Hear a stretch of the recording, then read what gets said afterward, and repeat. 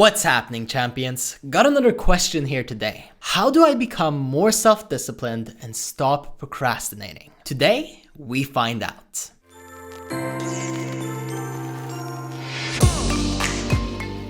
I'm very passionate about the steps that I'm about to explain to you because I personally use them to turn my life around. So let's just go ahead and start with the most important thing that most people will never ever even look at. Decide on why you need to stop procrastinating. Decide on why you need self-discipline.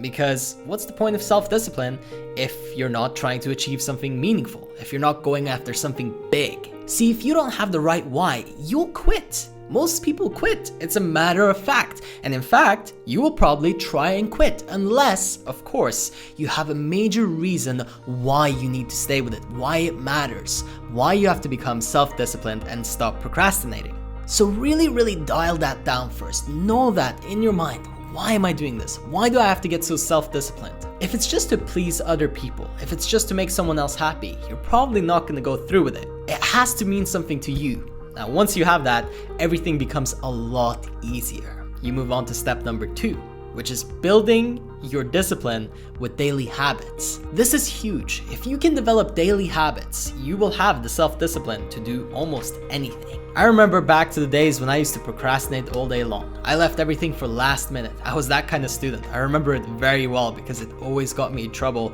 and I always struggled to complete tasks. Nowadays, running my business and doing what I love every day, I do what is hardest first thing in the day, every day. I call it a power move, and it's because I've built up the daily habits. I'm capable of taking on the biggest task first. I don't need to start with the little stuff and kind of ease myself into it. And I don't have any temptation to put things off. And that's because I have those daily habits, those daily disciplines built into my life that I never miss, no matter what happens. Now, you could start with meditation, you could do writing, and I've used both of these and had amazing results. But anything that will help you towards a goal that you have in your life, anything that you want to get good at, have at least a few daily habits that you stick to each and every day. If you have that, you're on to step number 3. Set up a simple app or some kind of reminder going on your phone, on your watch, on your computer, wherever. You have to set up the environment to support you and make it easy for yourself to actually do what you said you would. So have a tracker.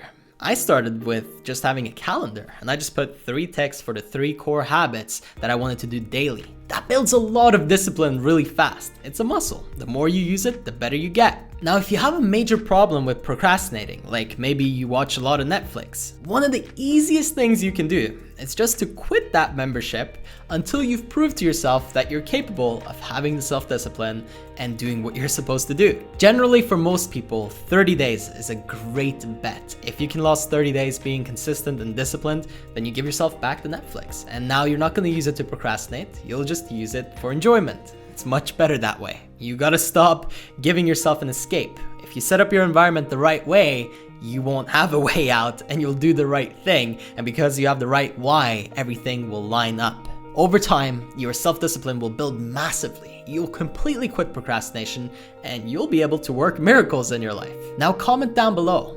In what way do you usually procrastinate? Or what do you need to be more self-disciplined with? If you enjoyed this answer, give it a thumbs up and subscribe if you haven't already. You guys are the champions, and I'll see you on the next one.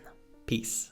That's my passion. That's what I love to do. But you see, I don't particularly have a perfect voice for motivational speaking. Now, nevertheless, over 10 million people have listened to my speeches. That doesn't mean that I have some amazing natural talent. You can go back and watch my old videos, and I'm really awkward and weird.